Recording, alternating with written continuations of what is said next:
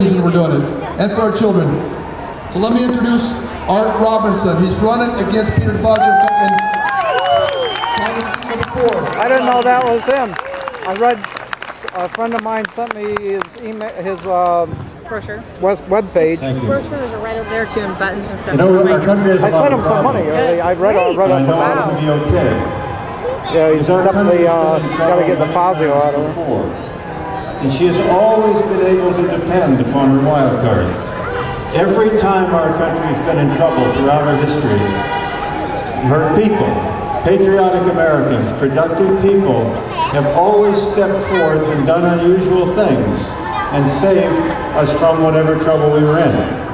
And if you look around this group today, there's no problem America has that can withstand you. It's not possible. So it's clear that this problem will be solved. The problem, and it's not just Washington, it's in Salem, it's throughout our society. We all know we have difficult things to face. He mentioned the health care bill. You know, on March 21st, most of us were in church or relaxing at home on Sunday, but Pete DeFazio was on the floor of the United States Congress, providing one of the 4 votes that was required to pass the medical care bill. A bill, that bill will put in the hands of government bureaucrats the right to decide who in this country will be sick and who will be well, who will live and who will die. And that is totally incompatible with American freedom. The first thing we have to do after we get rid of Mr. DeFazio is repeal that bill. And if Obama vetoes the repeal, we defund his program. That can be done with a majority in Congress. That's first on the agenda. We have many economic problems. Most of those economic problems are derived from the taxation and regulation and government-sponsored litigation, which has gradually been placed on the backs of American industry and American workers until it is impossible for them. Even they're no longer free enough to produce the things needed to maintain American prosperity. Let me give you an example. Our energy industry.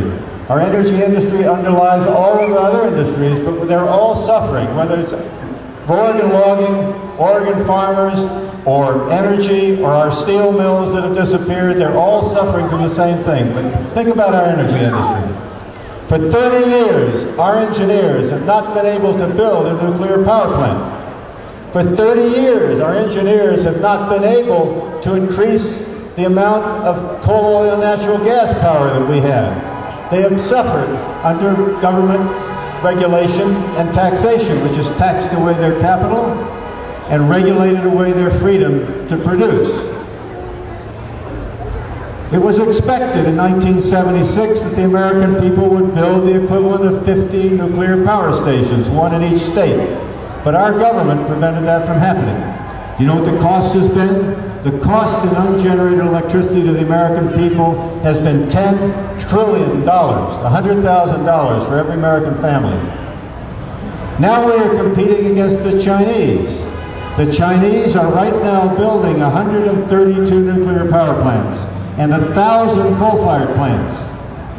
And Pete DeFazio and his friends suggest that we go up against the Chinese nuclear power plants with windmills. They also think that we should go up against them with solar power. Would you prefer, they say to the American people, a nice, clean solar panel? Or do you want a dangerous nuclear power plant or a dirty coal-fired plant? But they neglect to tell the American people something. There are 2 very large solar power plants that have just been built in the United States, one in Florida, one in Nellis Air Force Base. Obama made speeches at both plants and lauded them as a wave of the future. If you look at the numbers on those plants, those 2 plants are the same. Each one will return in electricity the cost of building the plant in 50 years. And the equipment is expected to last for 30. Those plants will never produce 1 watt of electricity. That's what you get when you get politicians doing what engineers are supposed to do. Now, I don't advocate nuclear power or coal power or solar power or anything. I advocate freedom.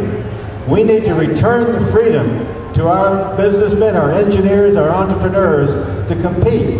We don't need a dime of tax money to solve our energy problem. We need to let the people who built the energy industry we have today, which is inadequate for our needs, built primarily in the 50s and 60s by free men, we need to set those engineers free again so that they can compete. And each energy method can compete until we have free energy.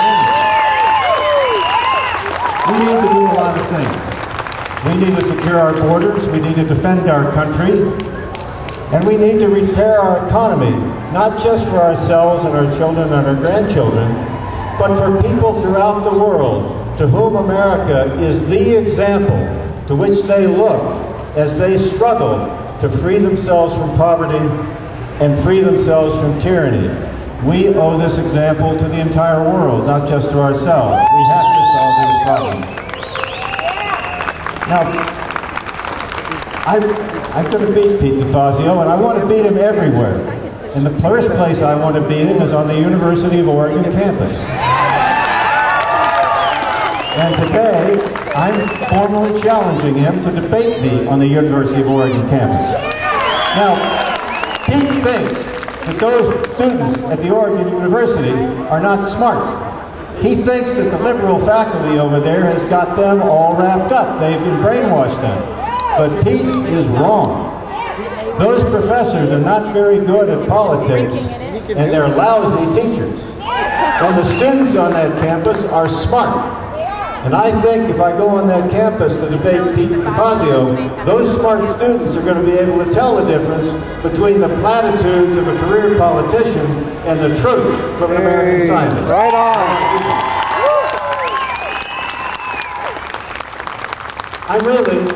I and my family, really not much different than most of you. We're rapidly pro-life. We're always pro-Second Amendment. We are pro-free enterprise. And like all of you, because of the great constitutional republic that we're privileged to live in, we're pro-American. We share your values. We're just like you. In fact, with the people here today, we could create about 4 House of Representatives, and every one of them would be 1,000% better than what we see in Washington today. So, we're not any different, but we each find ourselves today doing unusual things. You think that 2 months ago I thought I'd be doing this? I was doing things in my laboratory. I doubt that any of you thought you'd be at a rally like this two years ago. But our country's in trouble, we step forth, we do what we can, and it's astonishing to meet all of you because every one of us is a wild card, and I think half of you can give this speech a lot better than I can. I really appreciate this opportunity. I can beat Pete DeFazio, and I'll tell you a secret. If I could speak better, I could better express the needs of our nation, the patriotic things that we want to accomplish, the problems we want to solve, and all those things. And that's all true, and that's the reason I'm running. But I'll tell you a secret. I also am going to have more fun than I've ever had before rattling this man's cage. And I hope it's going to